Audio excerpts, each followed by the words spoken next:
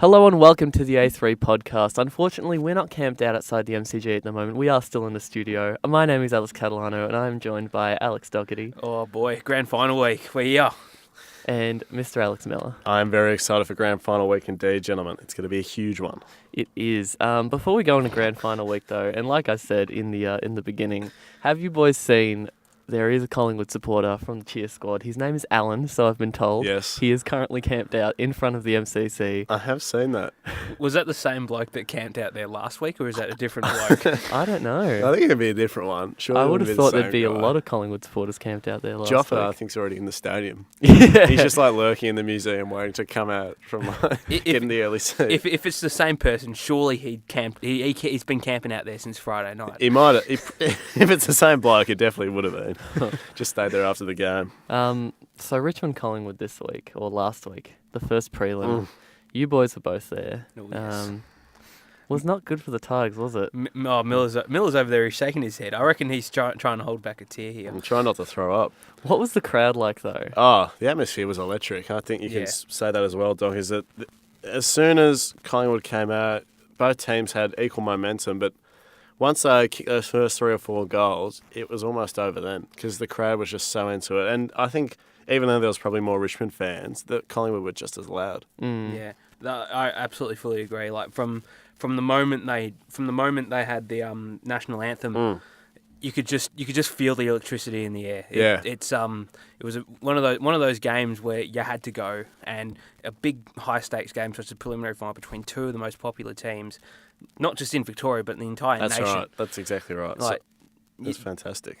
Yeah. The atmosphere was incredible, and all throughout the game, even when the Tigers were getting pumped, there was still a lot of electricity coming from the Collingwood crowd, and I reckon you can probably speak for all the Richmond supporters at the game. You guys were shocked. You guys were shell shocked. Yeah, we were. I sat there and I was dead silent for a little bit because I just couldn't believe it. And that, I still, obviously, when we got a bit of run on that third quarter, it was 27 points, I think.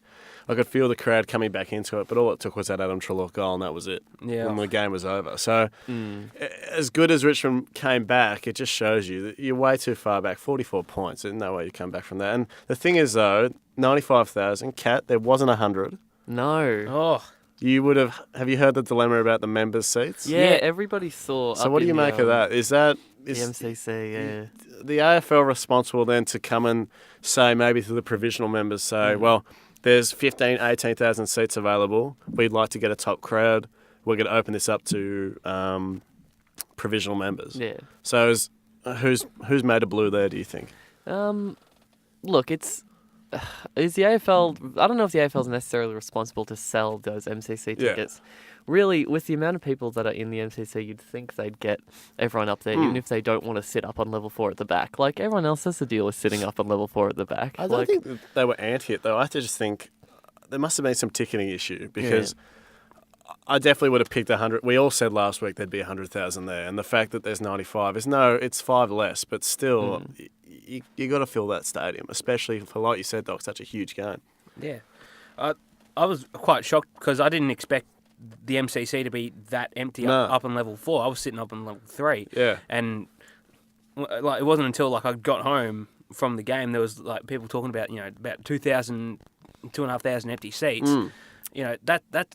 That's baffling. Yeah. You would have expected a lot more people to be sitting at the back, and even up the back, you get a pretty good view of the game. And again, it comes back to the atmosphere stuff, though. You just want to go to the finals for that. So, because I was sitting at the city end, and I was level 4 in the Ponsford stand, I'm pretty sure it was, and I looked over at the members, and Bay 1 or level 1 packed, 2 with the padded seats, packed by all the fancy people in the suits, 3 was packed, and then halfway up 4 towards the double letters, I just saw a huge chunk of seats, and I thought, they're going to fill up eventually. Seeing the national anthem, I look over there, there's no one there, and just, I don't know, it's a really big loss for the AFL because they could have made an absolute butt ton. Yeah. Even though they already do anyway. Well, I actually got an email from the MCC during the week that said that I think they're going to count how many full members are going to go to the grand final, and if there's a specific number of seats available, they're going to open up to all the restricted members for $160, isn't it? That's the best way to go. Which is stiff. Yeah. It's a lot. I mean, but at the same time, I suppose people that pay the full membership is $600, and we're paying $350. But still. We're not here to talk about seats all day. Let's talk about the actual game as I well. like seats. I like chairs. Very passionate about the seating at the G, apparently. Get a good view at the members. Look, I would, for most of the game, even though, like you said, they did get the Tigers to get back to that 27-point margin, most of the whole team looked flat. They looked like nothing was doing whatsoever. No one looked like they were on form. Rance played a shocker. Rewalt they couldn't get it to him. Dusty did nothing. You know, all your big names didn't stand up at all. Yeah. Whereas you look at the Pies and you see, like, side bottom, 41 disposals in a prelim is no easy feat. Good. Grundy had a massive game. Guys like Crisp kicked a few goals even. There were a lot of players standing up for the Pies. And I thought even guys like Langdon and Phillips really stood up in the Tom back line Langdon as well. had 14 marks or something like that. That's ridiculous. Probably his best game for the whole year, to be honest. It's weird, though, because since he's played full back, he actually looks more comfortable in that role, which is weird because obviously we know him as a third man up. And it's almost like he enjoys taking on those mismatches because he had 24 touches. Yeah, because he's a bit undersized to be playing at full back. But he's 6 foot, so it's tallish, but like you said, undersized because there's obviously bloody Jack Rewalt and then there's big Mason Coxie. Yeah, I was going to imagine if he had to play on Mason. Well, he probably would in the training drills and Coxie would just be standing there.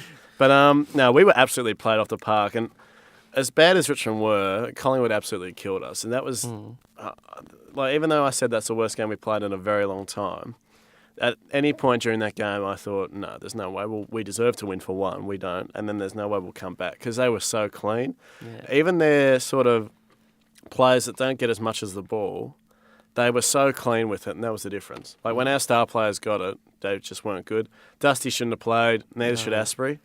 Was Asprey? Oh, yeah, he was the flu during the week as well. Apparently, there was a bit of gastro going around the club. Players. I thought Kane Lambert was shocking after his year he's had. Bakahuli didn't do much. Sean Grigg, it's a bit disappointing as well after they signed new deals. But yeah, I thought the highlights. Kochi was all right.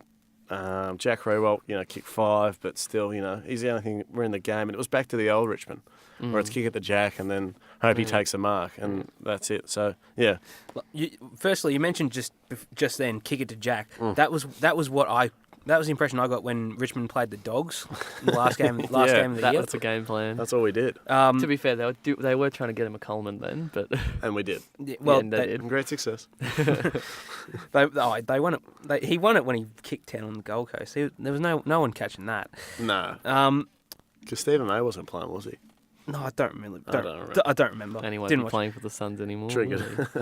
I watched the first quarter in particular because that's how you set the tone of the game. That was it. Yeah, and they killed us. And both sides were a little bit shaky, but I said to myself at the time, the team that settles themselves first will have the clear advantage, and it looked really apparent after halfway through. Collingwood looked really good, and I was waiting for Richmond to turn up after quarter time. They weren't there. No, they did not. And they were about 50 points down at one stage. Yeah. I'm thinking Collingwood are going to the grand final. There is absolutely no way Richmond. Half time, I thought, no, that's it. Did you watch the game at home, Kat? I did, surrounded by Richmond supporters. You would have seen, though, the way Collingwood, they just recklessly went, and that was the difference. Oh, yeah. Richmond way too, I think, conservative.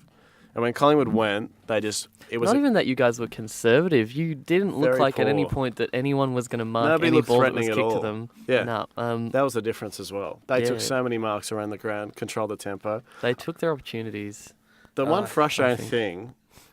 A couple of things from Dimmer that I thought weren't great. I would have had Grimes on DeGoey for the whole game. The fact that Rance started him, I don't like that at all. DeGoey absolutely killed him on pace. Yeah. Rance doesn't have the speed. He's not an athletic player. Like, Rance can play loose and he can play one-on-one, but he can't play one-on-one on players like DeGoey. And that was the difference. So I would have started with that matchup. Why Jack Graham and Reece Conker, both run-with players, started on the bench is stupid for one. There's a reason, why Steele got 41. Steele had 41, but it wasn't even those boys. Every single time I was sitting... Collingwood's backline had their 6, and then Steele would stand there. Grundy tap it down to Pendles, handball to Steele, and Steele would kick it forward. Every single time. And I sat there. You couldn't even get through their set structures. No, and there was just Richmond people sitting behind me and to my left and right and said, who's on side bottom? Who's on side bottom? I'm just thinking, there's no one on him. And you got to make that change. And half time, he had 20 odd. And I thought he was on track for a bloody 500 at that point. Sorry to cut you off, Doc. I just wanted to say real quick. we were talking about last week, and a couple of weeks before that, a few of the younger players, especially like Hawthorn in their first game, had some of their younger players that looked like they were lost. Braden Sear looked like he'd been playing for 100 games. He had 20 disposals, which is pretty solid. 20 disposals, 3 tackles.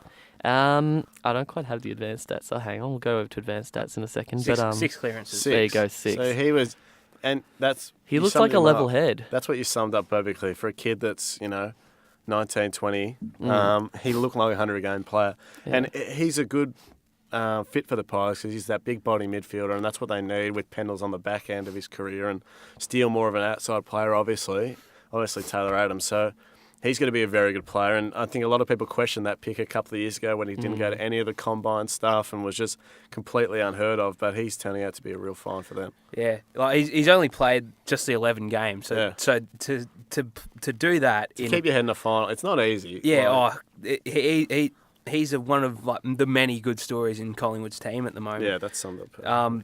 Chris Mayne is another one who I want to talk about. He played well. He did. I reckon...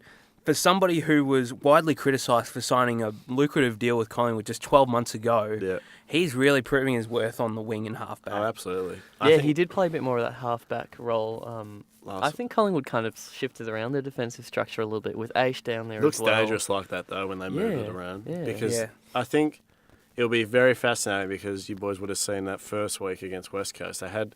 McGovern took those 7 intercept marks in that first quarter, and then Chris May went to him. So... that Main-McGovern matchup, I think that will really determine the game because obviously Chris doesn't have to impact the contest, but if he can really limit the intercept play and make McGovern accountable, it'll go a long way to getting the Pies a big fat W. Who wants to talk about Mason Cox for a second? No. Oh, Miller doesn't want to think about him. I'm happy to talk about him, but I'm just happy to say he's had one good game. I don't know where he's been for the whole year. And the fact that people are saying... he had I think he's had Queen's more than birthday one. game, Anzac Day, he played well as well. No, he's had a couple. Kicked 5, had 3 Brownlow votes, Mason Cox. I think it's become a bit of a... it's more... You go, sorry. He stands up in the big games. It's more the Collingwood fans that really trigger me about it. It's because one week you can be... Like Nathan Buckley's a prime example. We want to slaughter this man and have him killed, and then 12 months later, he just won the Coach's Award and leading your team to a grand final. We hate him, we love him. It's a bit like Coxie, the same thing. And obviously all clubs do that, but it's really... It doesn't set a good image for the club, and I think Coxie, he played sensational. Every time the ball went near him, 2 hands, 1 hand, bloody 500 feet above his head, he was going to mark it. Because his hands, they were like Velcro, and every single time... And he was also leaping about 3 metres in the air. Yeah. So a bit hard to get to the opponent. And when, mind you, as well, we had no full back. Yeah. Like Dave Asprey was playing bloody forward for a little bit, and Rance was just like you said at the start. Yeah, I noticed that. Shocker. And he looked out of sorts. Sure, but bloody Trent Cotchin and Shane Edwards trying to spoil him, and that was it. I had enough. I almost punched a hole in the chair. And but fair credit to Coxie. He played fantastic, and he looks like the missing piece of the puzzle, Doc. Yeah. 11. It took 11 marks, 8 of them contested. That's the most. I think that's the most this season. Yeah, in this season. And the second most ever in a prelim. So that's credit where credit's due. He absolutely just. I reckon he won Collingwood the game in that second quarter. Absolutely. And I would have thought at some stage that Richmond would put somebody, like, I don't even care if it's their smallest player. try and block his run, because that's the one thing he does the best. Like, if you can block, if he gets a clear run at it and gets the jump, you're not going to get him. No.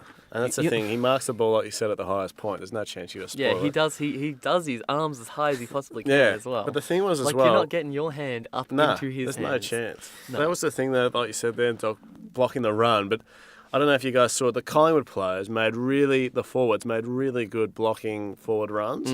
Brody Mychek 3 or 4 times. He was fantastic. He engaged Rance really early. And by the time Rance got to the contest, the spoil, he was still there, but he had 2 or 3 bumps on the way and he just didn't have the energy to get up. And their forward backline structure was what changed the game. I thought Jeremy Howe on Dusty was fantastic when he went forward. Yeah, he took some big grabs. Greenwood did well with him around the contest. Mind you, obviously, like we said, Dusty was probably playing on one leg. But that's not... I just wouldn't have played him. It's just really poor. He really did look out of sorts, Dusty. Yeah, and that was the difference. Yeah, with Collingwood's forward structure, like you were saying before, I think even Josh Thomas and Hoskin Elliott kind of took themselves out of the game as well to be that kind of like, They were very quiet, but distracting, like decoys. keep the other players away from the ball, keep the Tigers' big defenders away from it, and you give Cox a clean run at it, and who's going to stop him? Yeah, they were fantastic. The Pies, they well deserved the win and played extremely well, and good luck to them this week. Oh, I just want to say, I don't really know. Like, probably the one standout from Richmond was Jack Riewoldt with 5 goals. I thought there were probably a handful of others who tried, but they just butchered the ball. It was so un-Richmond-like because they're usually just so clinical. That was the difference. Like, Collingwood was so clean and Richmond was so poor. It's not even that we were half off. Pardon me, the back line a couple of times had kicks forward, like Nick Vloshin just in the middle of nowhere, and Lambert, and it was just a terrible night all around. So I don't want to speak about this anymore. Erase it from my memory. All right, let's get next. Yeah, game. we're moving on. Thank God. West Coast are not going to offer the Pies the same opportunities down forward. No, I wouldn't think, and they did really well against Melbourne. The first half was a very similar story. Melbourne looked like they had lost any kind of form they had prior. They could not even dispose of the ball. I think just about every single Melbourne handball in the first 2 quarters were turnovers. Yeah. I tell you what, that was probably one of the worst Melbourne games I've seen in a while. And that is probably saying something. I think that's after, like we said, the form they've been in, everything they've been through this year and through the last 2 weeks of finals. To produce that would probably be, like you said, though, that'd be the lowest point probably of the club in a long time. Yeah. Even probably equal with that tanking saga rubbish. I think Melbourne looked all right early. Oscar McDonald took 4 intercept marks and Frost, and they looked all right. I thought that matchup looked fine, but then Kennedy and Darling just took over the game. And I'm going to ask you boys, Jack Darling, he actually pulled all right in the Brownlow. I think he had 8 or 10 early. Yeah. He looks like a different player. Like, I remember last year he was a very good marker, runner at the ball, but he looks like he's put on about, 30, 40 kilos worth of muscle. No, seriously, he looks absolutely shredded. And because I remember, like, ages ago, Collingwood West Coast final, Alan Tuvey was on him, and Alan Tuvey's not a big player, and they matched up well. But now, like, he looks so big and he looks so dangerous every time the ball goes near him. And I think if him and Kennedy can have a field day on what is the midget Collingwood defence, I think it's going to be real tough for Tyson Goldsack and Tommy Langdon to keep those two quiet. Well, I'll tell you what, Tyson Goldsack had the job on Jack Riewoldt Friday night, he conceded 5 goals to him, so that's going to be a huge area of concern for Collingwood. Absolutely. It's only 2 years ago that I described Jack Darling as somebody who's probably a lot softer than what he's actually built like. Yeah. But this year has been Headlines. but this year has been the most impressed I've seen from Jack Darling. I think he's probably one of him and Devon Smith would be the 2 most improved players in the comp. I absolutely agree. Yeah, I absolutely have to be agree. close to it. You'd have to. I'm just bringing up his stats here. I love Dev. I think he's beaten Josh Kennedy for the goal kicking. Yeah. Although Kennedy's missed a lot, but still, Darling missed a couple of weeks as well. Yeah, when you consider the fact that Kennedy's kicked 40 goals in 13 games, Jesus, that is. Has he really? Yeah, he has. That's insane. That is mad. Sometimes you forget that, Kennedy missed his games last year, and he obviously missed a lot this year. You forget how potent he is. It's just so clinical. But still, I think Jack Darling has been a lot more of a presence down Dangerous. forward. And that makes an impact, like you said, if you've got someone like Kennedy who can kick 40 from 14, but then you've got that Darling presence. Yeah. Even though he still kicked a fair few goals this year as well. And obviously he kicked more than Kennedy. So it just shows you that impact on the game. I want to ask you, Doc, the midfield battle, you touched on... Well, I'll ask you both, actually. You touched on the... Not too directed. You touched on, the fumbling stuff. Yeah. What was the difference between Melbourne's clinical midfield for the whole season in Jack Darling, Nathan Jones, Clayton Oliver, Brayshaw, getting beaten by Dom Sheed, Mark Hutchings, Luke Shuey came off for a bit but played most of the game. How did that transpire? I think they lost most of their, to be honest, the pressure that they normally put on didn't look like it was there. Their tackling numbers were down, very, very down to what they're normally doing. And the contested possession, I thought that was it. Yeah, they weren't going hard. Something that enough Melbourne, like we both said a couple of weeks ago, they strive on is contested footy, and to be beaten in that department, especially in a final, is the last thing you want. Yeah. We mentioned tackling pressure.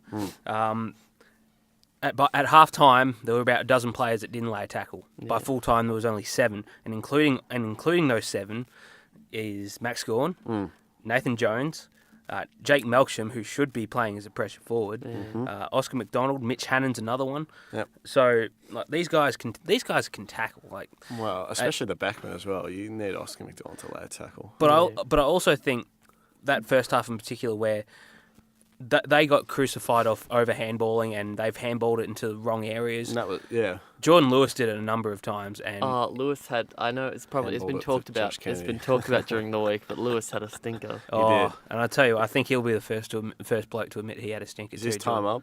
Lewis? Nah, he'll play. Nah, he can dictate his own career at this point. If he gets pushed out the door, that's unfortunate. Yeah, I agree. I think it's harsh to say that on Jordan Lewis because I'm not saying for him to retire. No. He's calling for his head. You heard it here first.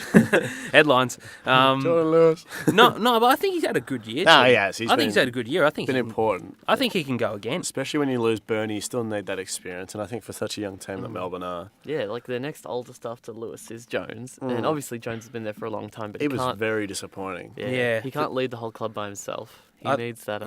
I said at the start of the game there would be no person who deserves to play a grand final more than Nathan Jones, and he looked like the least deserved. But yeah, he looked. Don't worry, Chris Marston will be playing instead.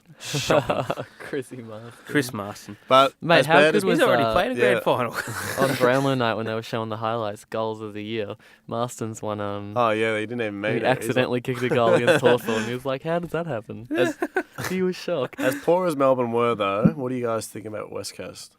I think. Did they actually look $1 million? Or I think they look very good. Yeah. I think the Eagles have always kind of played a very once they're full team. Like I said, in round 1, which I completely tipped wrong when I said West Coast were going to smash Collingwood, and I don't think they will smash them this week. But the Eagles play a very, very focused kind of style when they've got their whole 22 in, and then everybody. It's kind of like how Richmond were last year. Where everybody knows where everyone's going to be.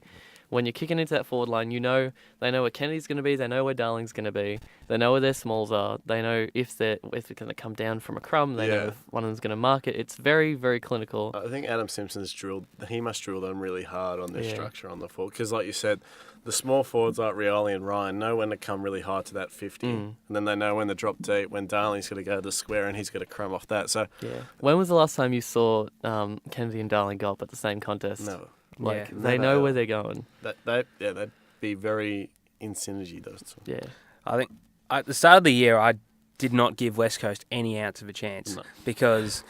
not many people did. No. Did you? Nah, I thought they were going to drop out. Robert Wall said that West Coast would finish last. So I think probably that shows how highly rated West Coast were at the start of the year. Because given the fact they lost their 2 best ball winners in Pritis and Mitchell to retirement. But it didn't matter. No, because there's players that have stepped up. Jack Redden has stepped up. He pinched it. Jack Redden. Pinched what I was going to say. Jack Redden had one of the best games I've ever seen him play on Saturday. And the week before he was really good as well. Yeah, when he left Brisbane to go to West Coast, he really didn't. He struggled that first season. Yeah, he didn't do a lot, and even last year, even last year he didn't look to do much. But he's kicked on this year. He's really stepped up. Elliot Yeo's another one, transitioned from a halfback utility. Well, yeah, he did transition from Brisbane. They're all from Brisbane. but it's more good players. But it's more so he's transitioned from a halfback / utility to a full-time midfielder, and he's won a lot, and he wins a lot of contested ball. Shannon Hearn's had her career best year. I really think he should still be All-Australian captain. But very cool. Liam Ryan's, I really love Liam Ryan, and it's a shame he hasn't played a full year.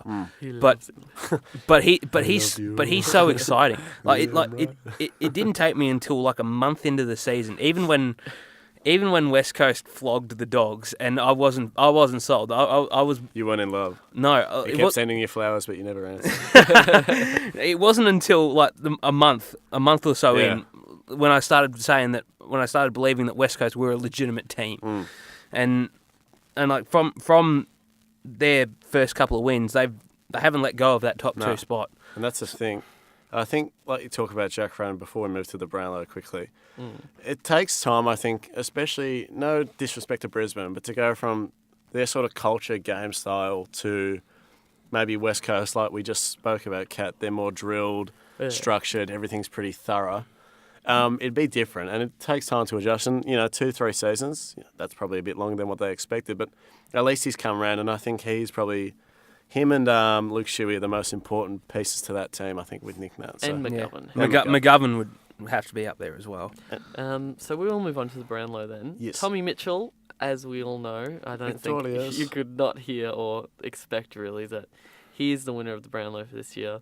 Do we all think he was deserving? Oh, yeah, I reckon so. No, I reckon he had to, because he accumulated more... This is probably not... Accumulated is the key word there. Accumulated the most disposals of anybody in the history of the game. And he just looks... And a lot of people give him criticise him for, meaningless possessions, but he wins more than his fair share of clearances and contested possessions, and he tackles hard.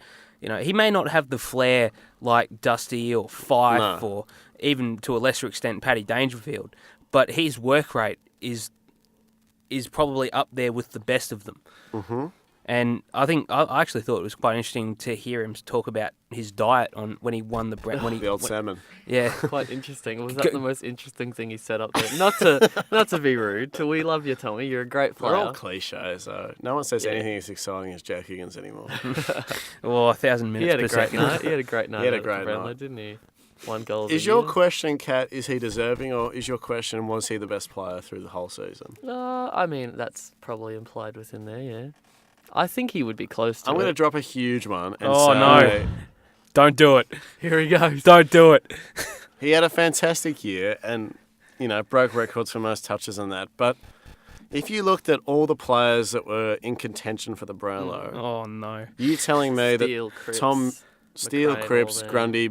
Gawn, Oliver, Brayshaw, who wasn't even in there, Dusty. So you're telling me, out of all those players, you'd still have Tom Mitchell as the best player in the comp this year? I'm not saying he's the best player in the comp. So who was the best player in the comp this year? Oh, it'd be a toss-up. I'd go with one of them. I'd probably go with Grundy, to be honest. Grundy would have to be up there. I reckon Gawn would have to be up there as well. Exactly. I have one of them. Did Grundy even finish on 10 votes? No, I don't even... He had 15, actually. I think there you go. 17. 17. Okay, he did better than I thought. So, for me... Mitchell would be a top 3 player at least. I'm not saying... But I just don't think, out of all the players this year, right, it's the best player of the season. The best and fairest. Yes. Best and fairest, whatever the stupid rule is. I wonder... Tell you what, it's given me something to think about for top 50. I'm serious. Tom Mitchell was sensational, but he deserved it in some respect, but at the same time, did he really? I wonder if the umpires I reckon so.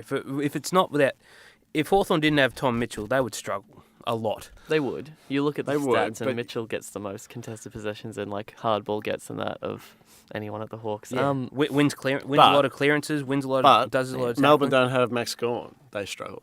Collingwood don't have Brodie Grundy, they'd struggle. It's true.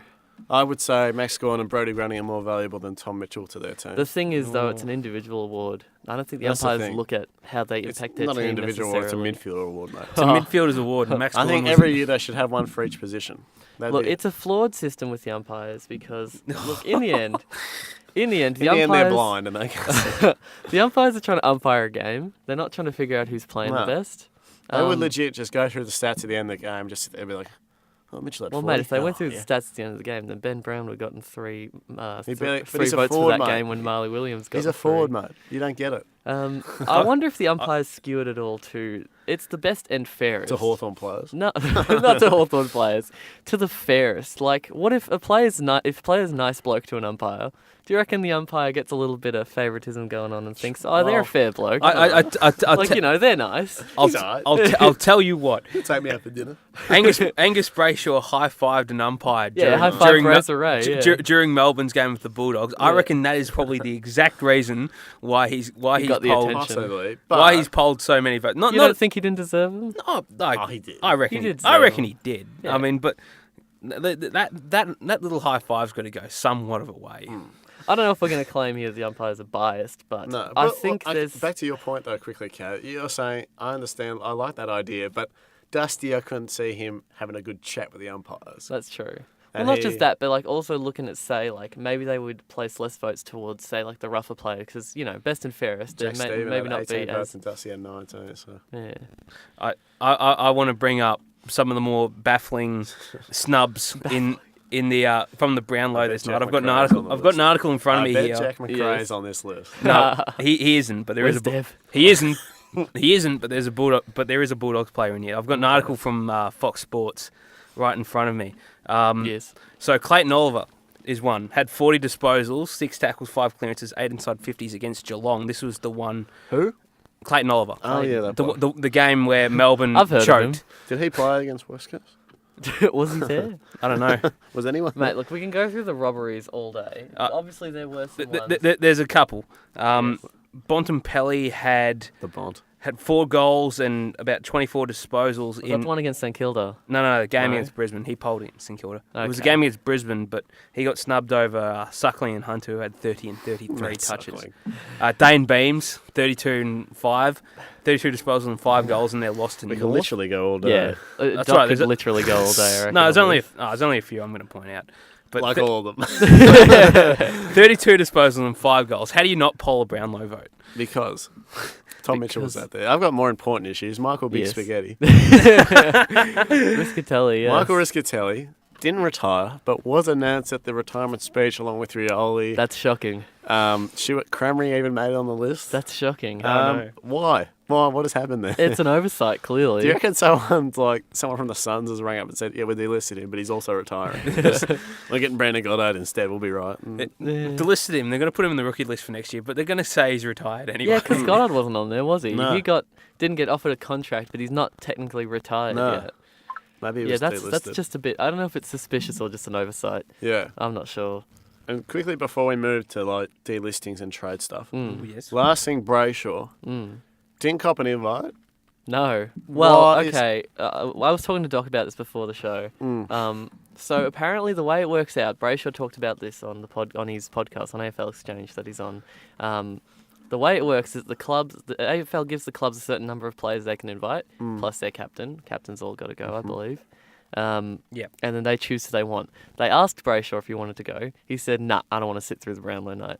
So that was his own decision. Okay. So His it's own fault. choice. Apparently, he was getting a bit excited when he was getting the votes, though. Apparently, he was running around in his undies once he got up to about 21, and he was like, "Oh, I'm a shot at winning this one."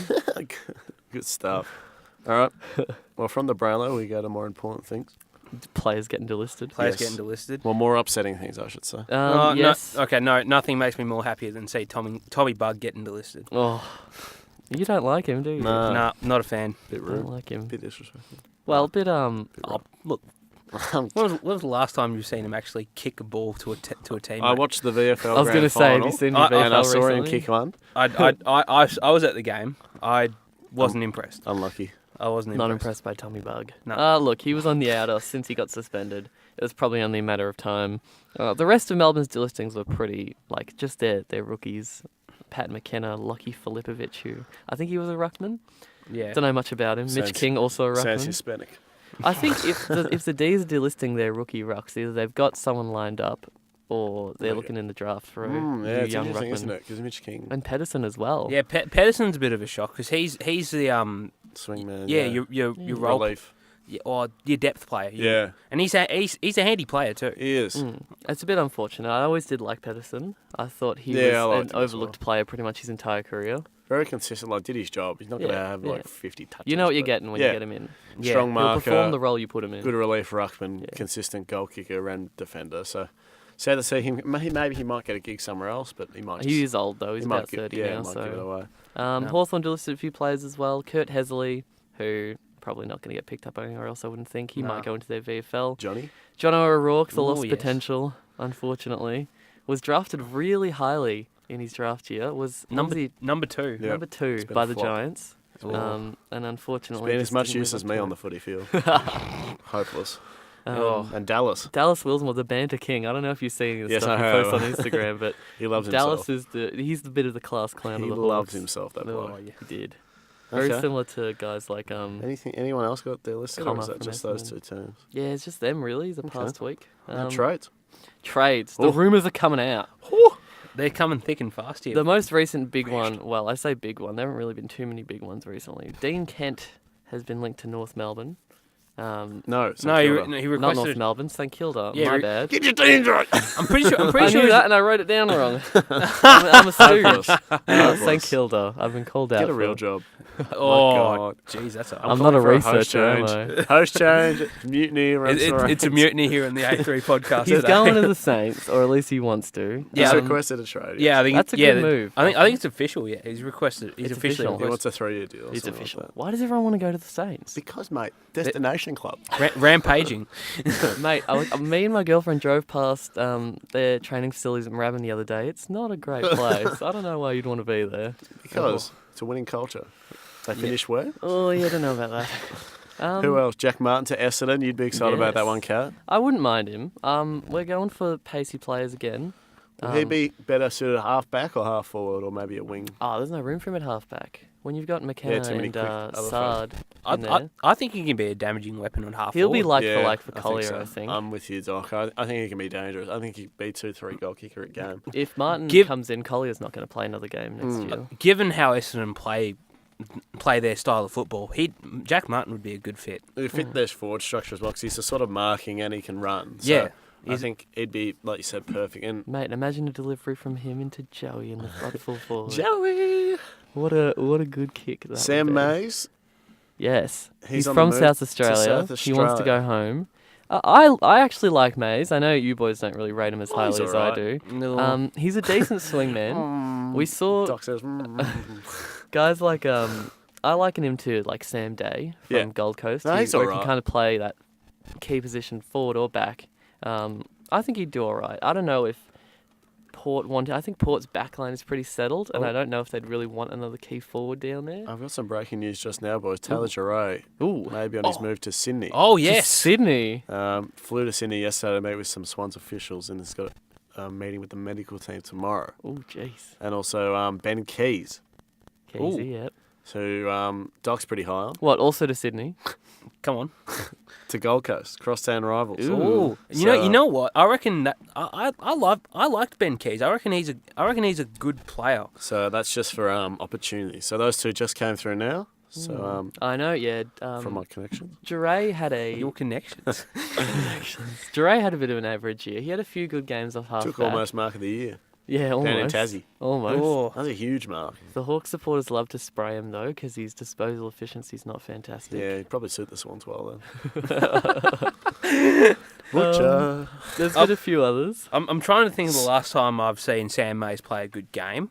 Oh, he But- had a few good ones this year. Oh, come on now. He only played Come on. 6. Come on, yeah, and a few of those were good. Yeah. Look, he's a depth player, but I think at the right club he could flourish. He'd be all right at Freo, I reckon. He's not. He wants to go to his home though. Doesn't want to go to. Yeah, but just settle for Wouldn't go that Freo, far. mate. That's where Just, you're going to go. just settle. Freo will give you a go. Freo want tall timber, I guess. Oh, could you see him getting a game, though, at Port or Adelaide? Nah. Oh, he's taken 23 and 12 against Carlton, 22 and Well, how? 27 and 10 against Essendon last year. So I want to look at how. okay, so Daniel maybe he has Talia played a is. couple of good For games now. For now. But I reckon like this would be one of those players where he'll relish change, Yeah. a change of Scenery. change of scenery. Change a shrubbery. And he was a highly rated draft pick. Or was it now 6 years ago? yeah, he's pretty... So I reckon Sam Mays would probably want to go to an Adelaide club. I reckon the Crows would probably be a better fit No. than Port. I don't think he's going to fit. Oh, in the Crows at all. everybody's walking out of the Crows now. Like Rory Atkins is the latest. Apparently. Is that because you I just don't know hate where. Port, you don't want him there? No, hang on. Don't hate. Wait a minute. Wait. I was just saying. I thought their list was a little overrated. I strongly dislike No, him. I like Mays to Port No, you don't better. hate them. I like That's Mays a to false. Port better than Adelaide. But I reckon like Atkins is the latest to I think. Where have you Is- gotten this news from? I got it from SEN. Collingwood? Ah, from SEN. Is that what you've heard? No, I think Carlton. Oh, there you go. Apparently going to be With McGovern, apparently. Some- somewhat of a package for the McGovern deal. So I reckon that'll have a bit You're of going to traction. be a good fit, those two, Cat, down at Carlton? Atkins, yep, outside midfield. Carlton need outside midfielders. I reckon. Tall forward, Carlton need tall forwards. Do you reckon he'll definitely play forward? McGovern? Yeah. I think he's better suited there. Carlton's backline is their most settled area. I was going to say, it's probably their, that sounds great, their strongest spot. Is the back. Yeah. I reckon if you have McGovern and Fasolo down forward, they're going to get Fasolo as well. Yeah, he's penciled a 3-year deal apparently worth about 1.1. Yeah. That's what I heard. Yeah, if you have those two and you pair them with... Someone write that down in case it's all right. with Charlie Curnow and Harry McKay looks really promising. I think their forward line's going to look really, really promising. That's provided Fasolo can keep himself fit. Yeah. The next thing they need to do is get midfielders in. Dylan Shield possibly. Atkins would be a good asset. I think getting a Sam Walsh type, if they can hold on to their pick one in their whole bargaining for McGovern, if they can hold on to the pick one, they will. Sam Walsh will be a great fit. Sounds crazy. I think Lakosha's go one. Eh? I think Lakosha will go one. Okay, we'll have a whole draft, we'll have a draft episode. After Sorry. the granny's done. I just don't agree with We're not Walsh going speculating one. on the draft. I reckon he's... anyway, I'll save that for there's a few other ones. Carl Amon from Port apparently looking to head home to Victoria. Could be anyone really. There's no specifics going on there. Knowing how this is all panning out, he'll probably go to an Essendon or a Hawthorn or a anything. I think. Did you hear Wingard? Hawthorn are looking to. Apparently, it's getting into its final stages. I know. We mentioned a few weeks ago that Wingard was linked to the Bulldogs, but Hawthorn are also strongly keen. Yeah. Yes. So, Brendan Ellis. You said yes. North Melbourne, 2 of the facilities yesterday. Do you reckon he'll be a good fit for them? Look, I think North just wants midfielders. They want Do you players reckon in he'd general. be a winger? Or more possibly. He could play inside mid, I think. If North can sign Brandon Ellis, then I think that might say something about Andrew Gaff staying at West Coast, especially if they're guaranteed Pollock now as well. Yeah, those two be pretty good pulls. I reckon. Or like, if you're Andrew Gaff, like, why would you want to leave West Coast? A team that's playing in the grand final. Might go to Sydney, Gaff. No, he might. And then last one, Jesse Hogan. Oh yes, Freo. Do you reckon? So they say. Do you reckon that will happen? Well, he's open to it. From what the rumours are saying. I think they like Sam Wiedemann more as well. Yeah, look, they've managed to... big picture, because if you're looking at Jesse Hogan, he had a good year, no doubt about that. But when he was playing, yeah. Again, injuries, but he's not really what Melbourne need. They don't need a forward to lead up the ground and come into the middle. They need someone like Wiedering, who can, get in there and get a handball or two. Tommy McDonald as well. Yeah, I think they need, key pillars. Yeah, they found their forward structure, I think, the D's, and Hogan might even find it hard to get back in. I don't think Jesse's a part of it. Yeah. Well, Fremantle they're not going to be reluctant to give up pick 5 to get him. I think. So. Do you reckon they'll pull that trigger? I think they can. You reckon Melbourne take that though straight? Yeah. Yeah, I reckon so. It's a big draft. Considering they consider that about the top 10 of the draft, and then after that there's a bit of a fall off. I think you want those high have their picks. pick as well, which won't be that high. It'll be what 12. Well, where did Melbourne out in the prelim? 18, 15. They'll get 15 or 16. That's still all right. You got 5 and 15, 16. Yeah, so I reckon you take that. I reckon if you're Melbourne, you're offered a top 5 pick for Jesse Hogan. Would you shop him though, or would you wait for Freo to come approach you and say we want him, or do you sort of say to Jesse, look, we're willing to let you go? I don't think Hogan's going to want to go anywhere else. I think he wants to go home at this point. Yeah, I reckon it'd be in his best interest. But then, who gets pushed out at Freo? Because then you're looking at your 3 big keys: McCarthy, Taberner, and then Hogan. Brennan Cox playing down forward as well. Well, apparently he can play back. Yeah. And I think he was recruited as a key back, I think Matty Taberner, it actually sounds crazy, but he'd be all right as a key defender as well. Not key defender, sort of a third tall. I don't know if that... I But they like him as a goal kicker, obviously. They do. And obviously Jesse Hogan's not going to play down back, and neither is Cam McCarthy. Look, it worked for... You look at us last year, it worked for us having 3 tools, and it let Danaher, It might work for Carlton. Yeah. With McGovern, like you said, Curnow and McKay. So and Casbolt never plays a game again. He's going to the Suns as well. Oh, is he? Yep. Who's that? Casbolt. Oh. To replace Tom Lynch, the saviour. Well. Big Levi. That's all I've got. I've got no more bombshells. Sorry, nothing else. Well, watch out for our Gold Coast being a top 8 force next year with Levi Casbolt playing full forward. Yeah, mate. Do we want to talk about our tips for the grand final? Ooh, the biggest game of the year. Huge preview here. West Coast and Collingwood. Oh, I'm so excited. At the G on Saturday afternoon. I'm honestly behind the Pies. I think they can win it. Yeah. I think The Pies have shown that their finals form has been pretty bloody good. To say the least. To say the least, yeah. If everyone's on, if they have Cox play a similar game to how he did, if they have their patchwork backline somehow hold down the Eagles forwards, I think the Pies are very capable. Yeah, if they play the way they did on Friday night, they're a shoo-in to win this year. A shoo-in. A shoo-in. There it is. There's your headline. There's the title for the Pies video. are a shoo-in to win the Granny. That's if, and this is a big if they can play like they did last week. They need to nullify at least one of Kennedy or Darling, and a tag needs to be placed on. Greenwood needs to tag whoever's the most Jack damaging Redden? midfielder on the day. I can almost 95% guarantee. A shoe-in. No, Mark Hutchings will play on Steele side bottom. Yep. Like somebody has to tag side bottom out of the game. So you're going with the Pies? Yeah, I think it's going to be very, very close one. Very Margin? tight, within a goal. Pies are going to do it. It's going to be a thriller. We haven't had a close game in the finals probably since West Coast and Collingwood in Since about the first week. 1926. Well, So Collingwood only beat GWS I think we're by due 10. for a close one. Doc? I think Collingwood will win. I think last time they played at the MCG, West Coast gave them a touch-up, but I think on a stage as big as this, I think West Coast will probably get struck by this whole interstate curse thing that's going on. That's all going on here, and Jerry McGovern walk on the ground and have triggered flashbacks to 2015. Elliot Yeo will have triggered Get out flashbacks. of my head. I think what is it now? I think there's a dozen West Coast players that played in the grand final 3 years ago that are playing on Saturday. That will play on Saturday. It'd be interesting. Interstate teams don't come to the grand final to play their opponents. They come to play their trauma, apparently. As of Adelaide last year. They come to live the atmosphere of a big game. That's the greatest thing I've ever heard. Because it's so true. So it seems. I tell you what, if West Coast win this game, can all the people that whinge about having the grand final in the MCG shut up?